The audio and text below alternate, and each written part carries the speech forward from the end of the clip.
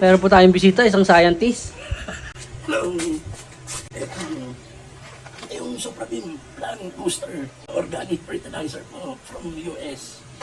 And then, ito naman po yung Humicate para naman po sa soil conditioning. Galing din po sa US. Okay. Yung paggamit dito po, di ba may 16 liters at buksan po. Isang ganyan. Ibig sabihin ng 20 ml. Sampung mo yan, hanggang dito sa dito. Ibubuhos mo siya sa 16 liters. Tapos haluin mo, spray. Tapos yun lang.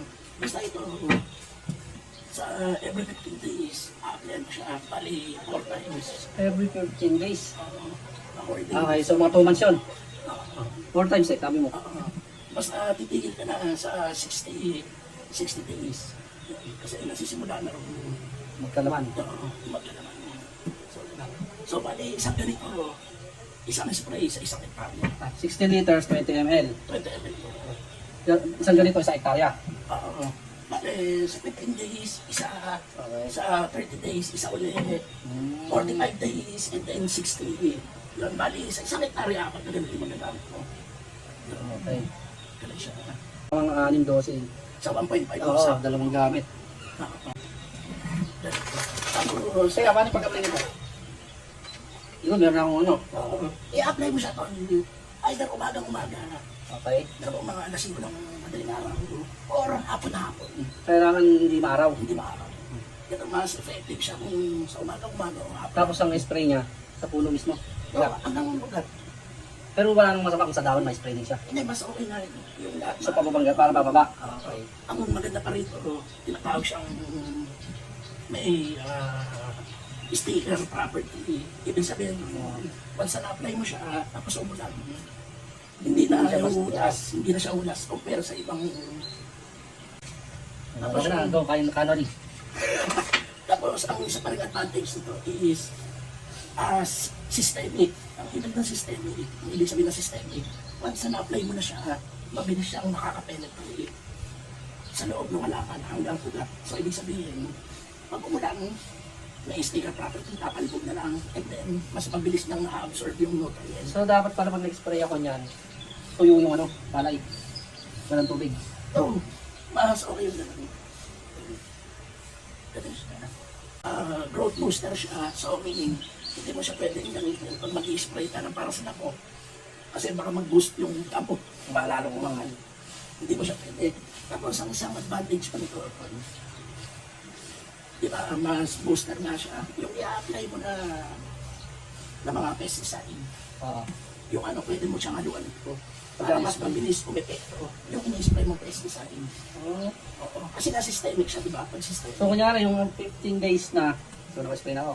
Yung sa susunod na 15 days, pwede isa ba yung, kunyari, mahayop? Oo, yun. Sabay. Pwede mo gawin. Okay. Kasi mas mabilis ma-absorb nung halaman, yung pesticide na inano mo, o kasakit.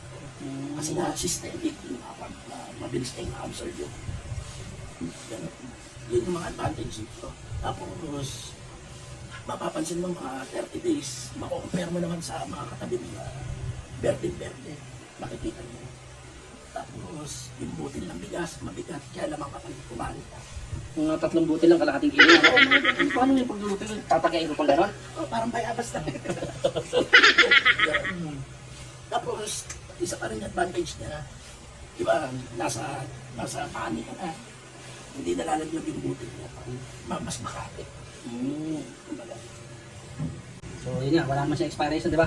Hanggang kahit, Kasi organic, kaya walang expiration. Pero sa FDA, yung sa fertilizer, kailangan namin maglagay. Pero, kasi require yun. Pag kumuha ng lisensya, yung FDA number is ito, registration number. Kasi maraming mga backyard na kumagay na color na. Katulad ito, in-order ko talaga, sabi ko, pinakabago yung gawa. Gagawa lang may last month. Kasi special lang tao yung gagamit. Hindi naman special child. Tapos yun, basta ito, sa 16 liters na back, isang takip na total. Pag naubos, isang takip ulit. Basta dapat layan ko yung 1 hectare dyan sa isang ganyan. Oo, sa isang Sprayan. Sa 15, 30, 45, tsaka yung 60. Isa't kalahati o sa kalahati. Isa't kalahati ang oras ko. Oo, isang kalate. Mali, sakto yung nandiyan dyan sa'yo. Kasi sa isang hektarya ka. Oo nga eh. Tapos yung dalawa, 6. So may reserva ka pang 6 for the next cropping season. Mm. So, okay. Tapos na tayo dito. Dito naman tayo sa unique soil conditioner po siya. And plant growth booster.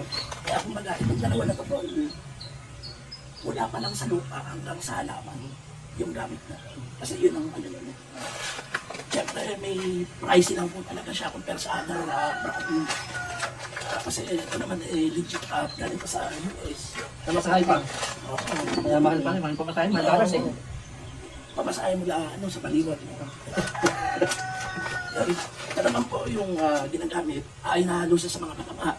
Tulad ng urea, triple 14, bali sa 50 kilos, isang sako na urea. Ihalo ko itong 1 kilo. And then isang sapong. Yun po. Ang main function ko nito is, pinapataba niya yung lupa. So ito, Ito, ito for soil, ito para sa halaman. sa halaman. Kaya power. So, kailan pala siya pwedeng i-apply magsasaka ko? Ito. Ito, for example, nagsimula ka ngayon, mag-a-apply ka na ng abono. Yung abono na i-apply, haluan mo na ito. Tapos sabong. So, magsasabog ako ganun na senaryo kada, kunyari second crop ko na. Ganun naman ulit. Oo. Pero yung technician mo, yung Kasama ko dito. kasama niya dito, depende sa kanya pag nakikita niya, sir, Pataba. kailangan natin na magpataba pa. Yan dahil sa time na binuli kayo magpataba, tapos dagdag na ulit pa. Kasi depende rin sa technician yung sa mga kasama. Yung pang-all crops to, meaning pwede sa palay, sa prutas, mangga, gulay, yun. Eh, ito nga, isang 50 kilos ganito. Oo. Tapos nasabi mo naman din yung pwede nito pag-apply. So, dumako na tayo sa presyo. Ito po ay nabibili ngayon before 880 ang price nito sa market. SRP po namin yan sa mga agri-supply, sa online shop, parang 950 po siya. Depende po sa seller. So, if ever na gusto nyo mamili dito sa malapit sa parang Eric, sa San Miguel, Barangay Santa Lucia, pwede nyo po siyang kontakin.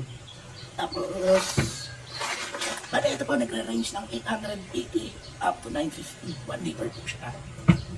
Tapos, ito naman pong unique, 1,150 po siya. Ang SRP po namin, pero syempre, depende rin sa retailer or sa mga reseller po kung kano nila ibibenta. Pero sa market po, 1,150 ang price po ng 1 kilo. Na ihalo niyo po siya sa 50 kilo na pataba. Katulad ng urea, triple 14, yung ganito. So that's it. Okay. So, kailangan natin ng sample. Kaya bumili ako nito para matry natin yung mga bagong technology. So, sana maganda kanin natin. Babalitaan ko kayo after 2 months.